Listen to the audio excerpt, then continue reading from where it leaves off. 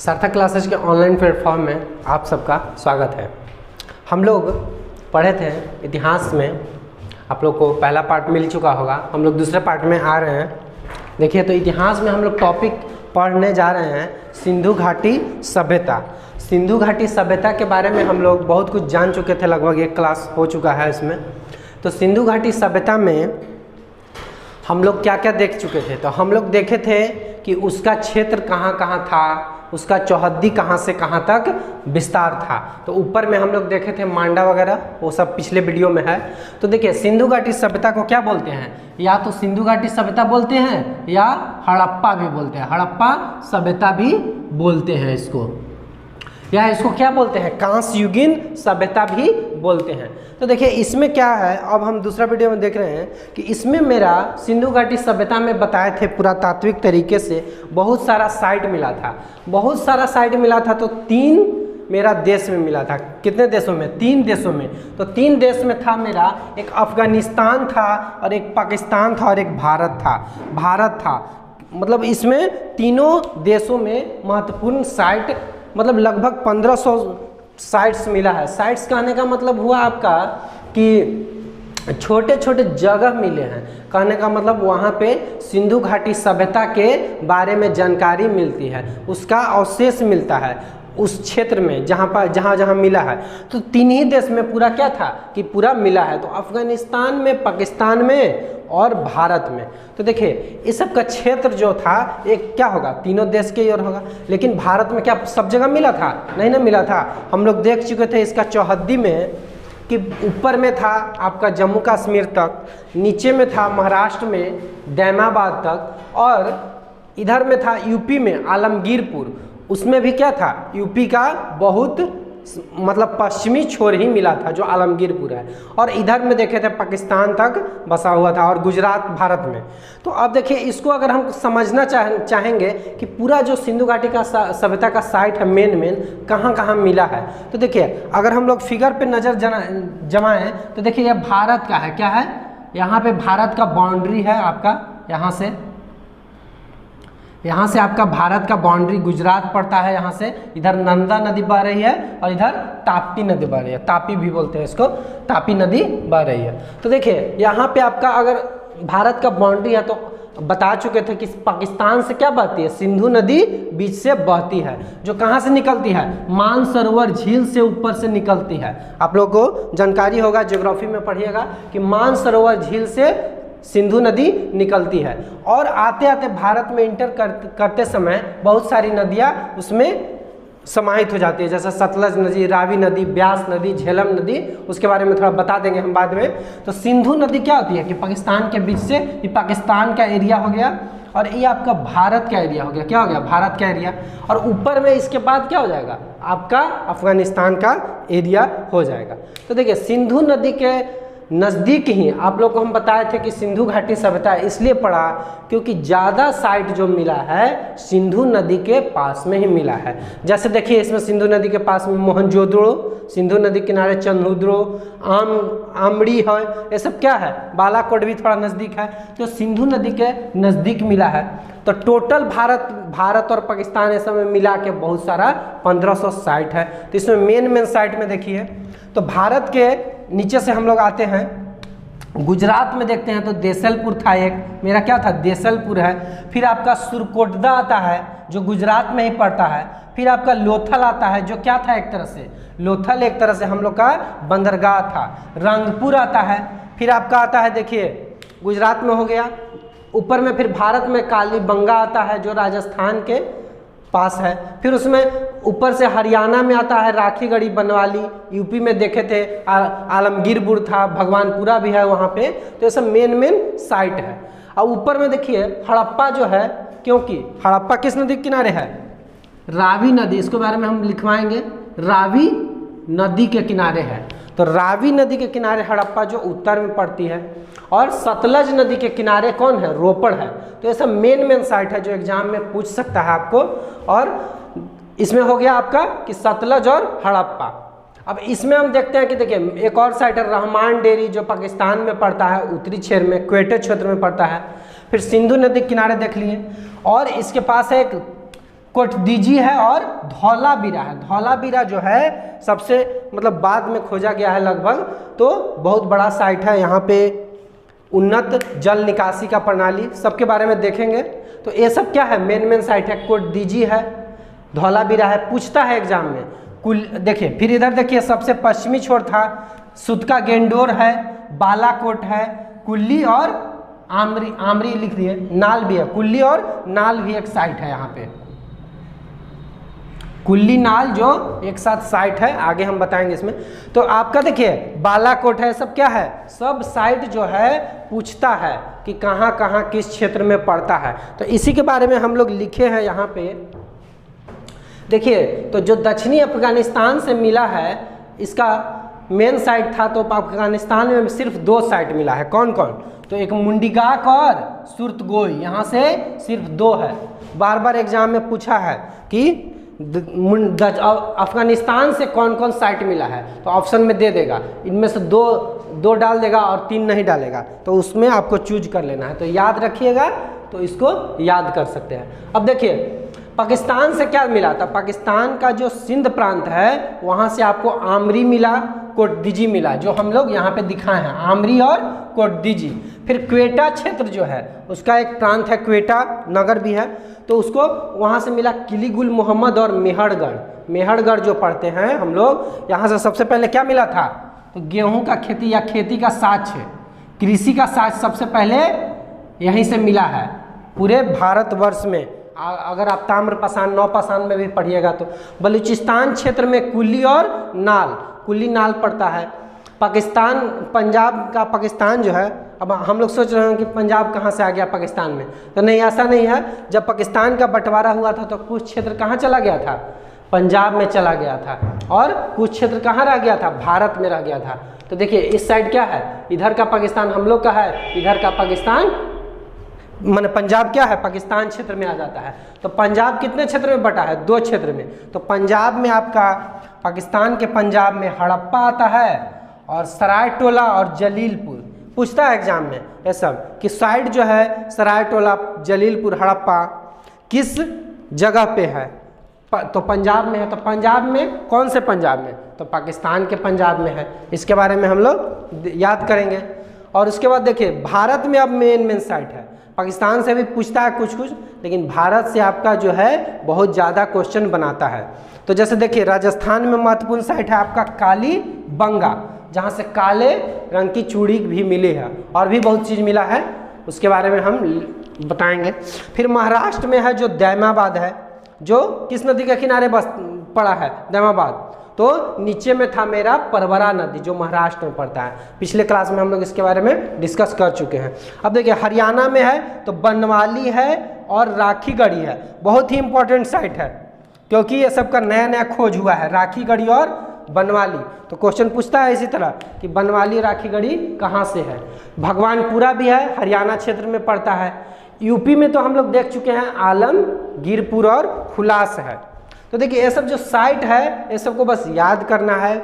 हम इसलिए फिगर बता दिए कि इससे क्या होगा, फिगर से कि आप लोग याद कर लीजिएगा, माइंड में बैठ जाएगा कि हाँ ये चीज़ जगह कहाँ पे है। फिर देखिए इसमें गुजरात में सबसे ज़्यादा, भारत में अगर कहीं साइट मिला है तो गुजरात में ही मिला है, क्योंकि गुजरात में ज़्यादा खुदाई हुआ था। तो वहाँ पे अभी भी सुने होंगे कच्छ, रण का कच्छ है, तो कच्छ में क्या है, एक तरह से रेगिस्तान ही न है। तो वहाँ पे धौलावीरा का जो क्षेत्र बसता है पूरा, तो कच्छ का रेगिस्तान में ही, इसीलिए वहाँ पे धौलावीरा का सबसे ज़्यादा चर्चा होता है गुजरात में। देसलपुर है, सुरकोटदा है, जो बंदरगाह था सुरकोटदा आपका, धौलावीरा है, रोजदी है, रंगपुर है और लोथल है। तो ये सब आपको याद रखना पड़ेगा कि कौन कौन साइट है, और फिगर एक बार अब आप लोग देख लीजिएगा तो इससे क्लियर हो जाएगा।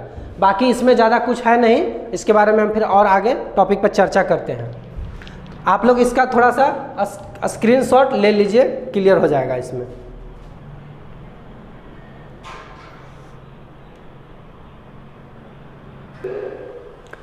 हम लोग देखें क्या इसमें कि पूरा भारत में जितना भी महत्वपूर्ण साइट था उसके बारे में क्या किए हम लोग देखें मैप से।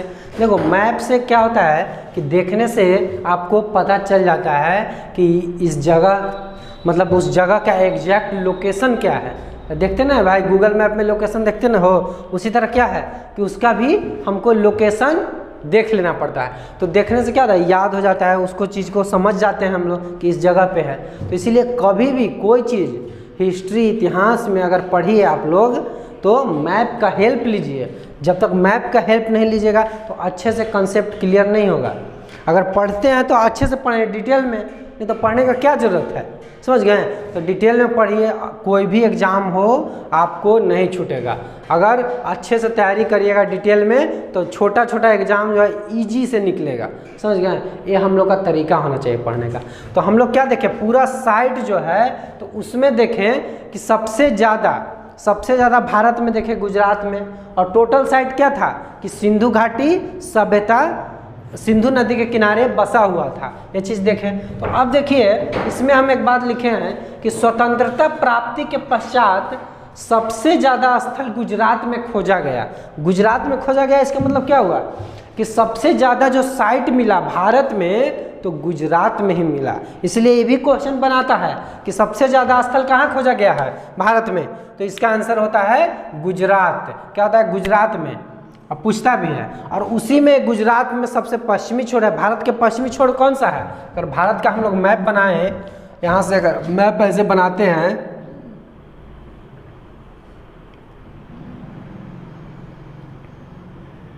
मैप बना है ऐसा मान के चलिए भारत का तो सबसे पश्चिमी में क्या है गुजरात है आपका, क्या है गुजरात है। तो इससे हम समझेंगे कि नहीं समझेंगे कि हाँ कि सबसे पश्चिम में गुजरात में जो स्थल होगा वही होगा। तो इसको भी पूछता है कि आपका देसलपुर जो है वो गुजरात में सबसे पश्चिमी छोर है। तो अब देखिए इतना हो गया, इसमें कोई दिक्कत नहीं है। अब हम लोग देखने जा रहे हैं कि पूछता है इसमें क्वेश्चन कि हड़प्पा सभ्यता किन दो कालों के बीच का संक्रमण काल है। तो यहाँ लिखा हुआ है कि दो कालों के बीच का संक्रमण काल। अब सोचने वाली बात है कि संक्रमण काल किसको कहते हैं भाई, संक्रमण काल उसको बोलते हैं जो जिस समय दो टाइम पीरियड के बीच में हो। जैसे सिंधु सभ्यता का क्या हम बताए थे कि दो टाइम मतलब टाइम पीरियड है कोई कि हाँ इतना ईस्वी से इतना ईस्वी, हम शायद ये लिखवाए होंगे पिछले क्लास में। और ये भी मान्यता है एनसीईआरटी वगैरह अलग देता है, कार्बन 14 पत्ती से अलग देता है। तो इसमें देख लेना है, आपको कन्फ्यूजन नहीं करना है। क्वेश्चन में एनसीईआरटी मतलब एनसीईआरटी का ही आंसर हमको मारना चाहिए, क्योंकि जितना भी भारत में एग्जाम हो अच्छा सब एनसीईआरटी को ही फॉलो करता है। अब तो हूबहू क्वेश्चन पूछने लगा है एनसीईआरटी से एकदम। आप एनसीईआरटी पढ़िए और आपका आंसर बन जाएगा। तो देखिए तो इसमें क्या बोलता है कि इसका जो अलग टाइम पीरियड है, तो अलग टाइम पीरियड है तो किन दो कालों का टाइम पीरियड है भाई, तो इसमें अगर है आपका ताम्रपाषाण और लौहिगिन, मतलब सिंधु घाटी सभ्यता जो पड़ेगा इन दो कालों के बीच का। तो ताम्रपाषाण जो काल है 3500 से 1750 बीसी तक आता है। कब से शुरू होता है 3500 से 1750 बीसी तक, जिसमें पहली बार मनुष्य धातु से परिचित हुआ। ताम्रपाषाण मतलब क्या, तांबा का वहाँ धातु मिला था, इसलिए इसको ताम्रपाषाण कहते हैं। तांबा यहाँ बोल दिए। अब देखिए और किसके बीच है, तो लौहयुगीन किस में करते हैं। बहुत अच्छा कंफ्यूज होता है कि लौहयुगीन भाई किसको कहते हैं। तो देखिए लौहयुगीन जो सभ्यता है उस वैदिक काल को कहते हैं। क्यों कहते हैं आगे हम पढ़ेंगे, और सुन भी लीजिए जान लीजिए।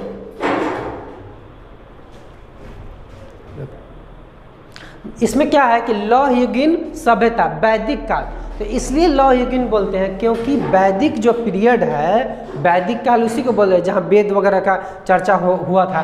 तो उसमें लोहा का खोज हुआ था, इसीलिए उसको लौहयुगीन सभ्यता के नाम से जाना जाता है। और इसका टाइम पीरियड जो है 1500 से 600 बीसी आंका जाता है, मतलब दर्शाया जाता है। तो देखिए अब सिंधु घाटी सभ्यता का देखिए इससे मैच कर रहा है कि नहीं, 2500 लीजिए या 1750, तो इसी दोनों के बीच में आएगा कि नहीं आएगा कि 3500 से शुरू है 1500 से। तो देखिए ये दोनों के बीच में आता है, इसीलिए क्वेश्चन बनाता है कि किन दो कालों के बीच का संक्रमण काल है, तो ताम्रपाषाण और लौहयुगीन के बीच का है। हो गया इतना, हम लोग कंसेप्ट इसके समझ गए। अब देखिए हम लोग जितना भी पढ़े हड़प्पा सभ्यता, जितना भी इसका साइट है, तो देखिए सभी साइट को क्या बोला गया है कि हाँ हड़प्पा सभ्यता का साइट है, लेकिन क्या सब एकाएक बन गया? हड़प्पा सभ्यता का जो टोटल साइट है क्या एकाएक बन गया? कुछ उसमें नगर हैं, कुछ क्या है, कुछ नगर है, कुछ ग्रामीण लेवल पे है, कहने का मतलब गांव लेवल पे, छोटे लेवल पे। तो क्या होता है कि इसका एक टाइम पीरियड है। कोई भी ऐसे सोचिए, इसमें अगर कंसेप्ट क्लियर नहीं है तो अगर आप सोचिए कि कोई भी नगर है तो क्या एक दिन में ही सबसे बड़ा हो जाता है? दिल्ली ही आज है, भारत का कंट्री है, तो क्या एकाएक उतना बड़ा हो गया? नहीं ना। तो इसका कहने का मतलब है कि कोई चीज़ धीरे धीरे विकास करता है। हम लोग छोटे होंगे, पहले होंगे 1 साल के, फिर धीरे धीरे बढ़ते बढ़ते क्या हुआ, आज 20, 25, 30 साल के हो गया है, आदमी हो जाता है, फिर धीरे धीरे बुढ़ा भी हो जाएगा। तो इसका क्या है, एक टाइम पीरियड होता है। तो उसी तरह सिंधु घाटी सभ्यता जब बनी तो इसका टाइम पीरियड तो हम लोग मानते हैं कि 2500 से 1750 बोलिए, या 2350 से 1750 BC। एक आपका कार्बन 14 पत्ती से है और एक NCERT पत्ती से है, समझ गए, NCERT बुक से है। तो देखिए इसको 3 कालों में खंडित किया गया, बांटा गया है। एक आता है प्री, और एक आता है मेच्योर्ड, और तीसरा आता है पोस्ट। कहने का मतलब प्री मतलब पहले, मेच्योर्ड मतलब बीच का चीज़ है क्या, मेच्योर्ड पर्सन नहीं बोलते हम लोग, और पोस्ट बोलता है, पोस्ट मतलब आगे का। तो जब शुरुआत हुआ जब सिंधु घाटी सभ्यता, तो क्या था, प्री था। प्री का काल देखिए 2700 से 2400 BC लिए हैं, मेच्योर्ड का लिए हैं 2400 से 1900 BC, और पोस्ट का लिए हैं 1900 से 1700 BC। कहने का मतलब ये तीनों काल जो है धीरे धीरे क्या हुआ, तीनों सभ्यता मतलब हड़प्पा को 3 भाग में जो बांटे, वो धीरे धीरे क्या हुआ, ये आगे बढ़ी है। तो पहले आपका ग्रामीण सभ्यता था, जिसको हम आरंभ बोलते हैं, शुरुआत। शुरू में क्या हुआ कि धीरे धीरे क्या होगा, गांव होगा, वही गांव का विकास होकर क्या होगा, धीरे धीरे नगर बनेगा, और वही नगर बनते बनते क्या होगा, फिर उसका भी पतन होगा। तो यही चीज़ दिखा रहा है कि उसके बाद फिर नगर था, और उसके बाद ग्रामीण आ गया, मतलब ये चरम पे आ गया। पहले आरंभ हुआ, फिर उसके बाद चरम कहने का मतलब है आपका कि पूरा मतलब मेच्योर्ड हो गया, पूरा एकदम उत्थान पे आ गया। उत्थान पे आ गया कहना, वहाँ बड़े बड़े महल, बड़े बड़े नगर जैसा दृश्य नजर आया। तो सिंधु घाटी सभ्यता तो फेमस इसी के लिए है कि सबसे ज़्यादा यहाँ पे नगरीकरण देखा गया है। जो नगरीकरण भी है तो अच्छा किस्म का नगरीकरण है।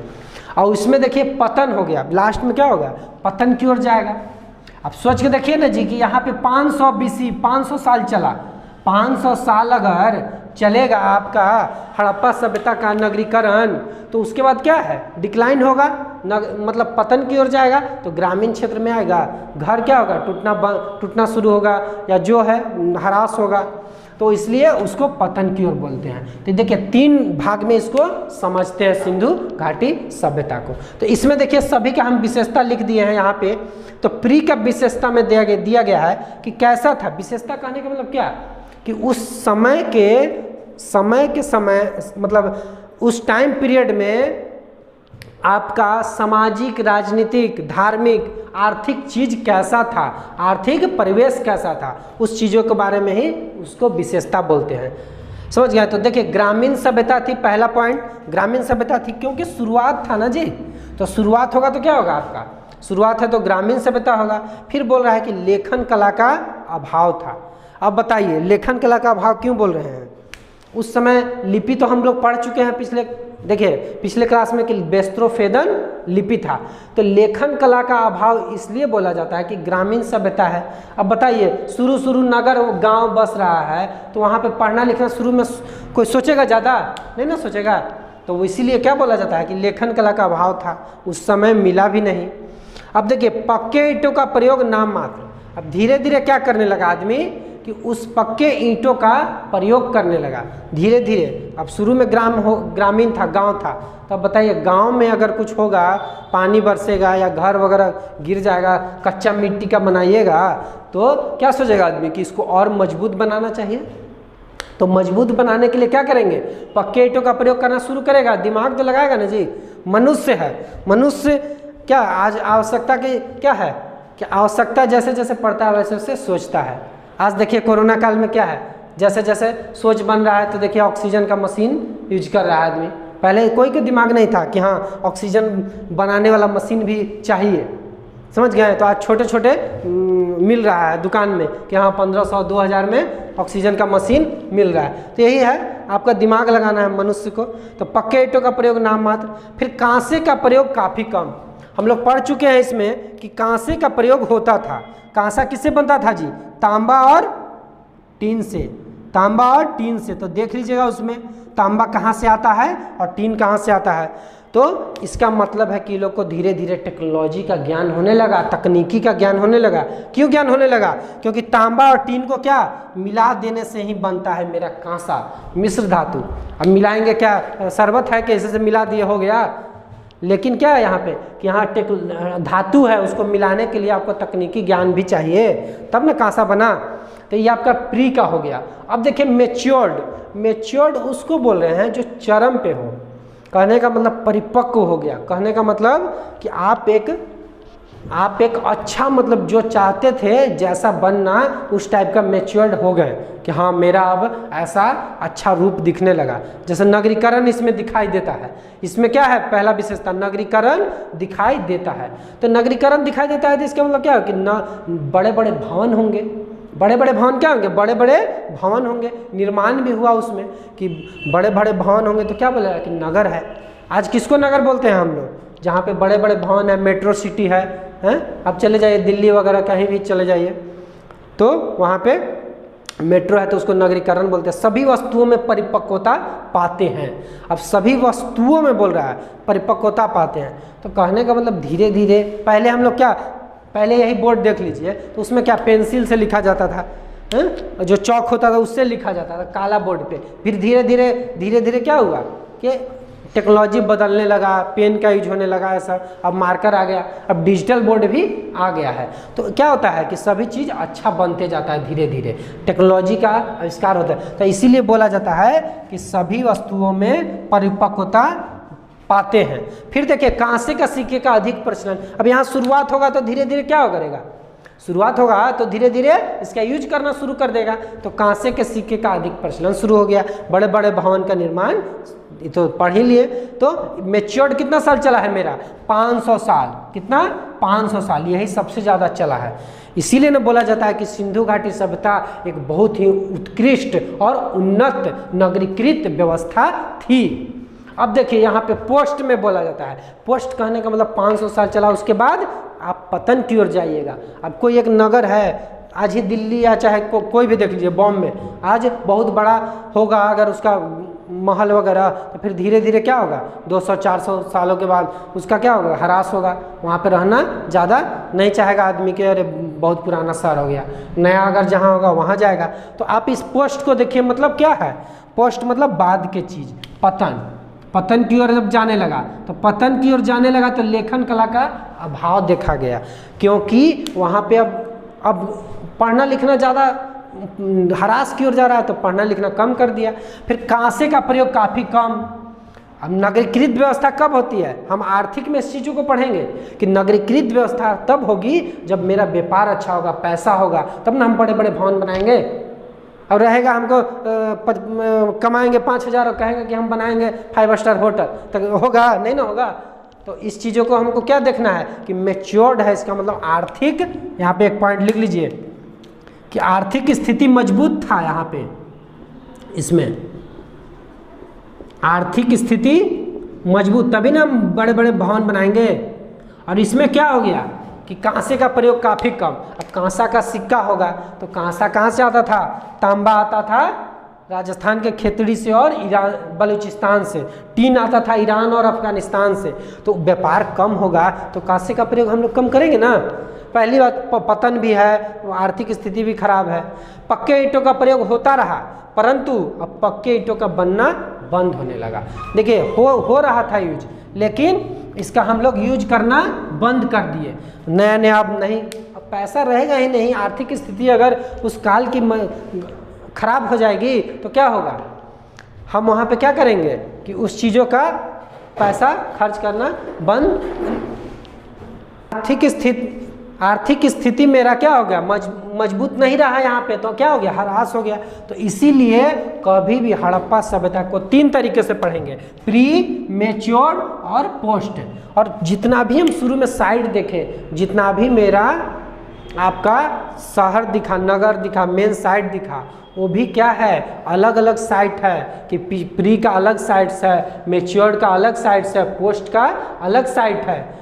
तभी ना हम लोग उसमें रिसर्च किए, तब पता चला। तो यही चीज़, तीनों विशेषता के बारे में समझना है। तो पहले कंसेप्ट देखिए, इसके बारे में समझ लीजिए, सिंधु घाटी सभ्यता के बारे में क्या है क्या नहीं है।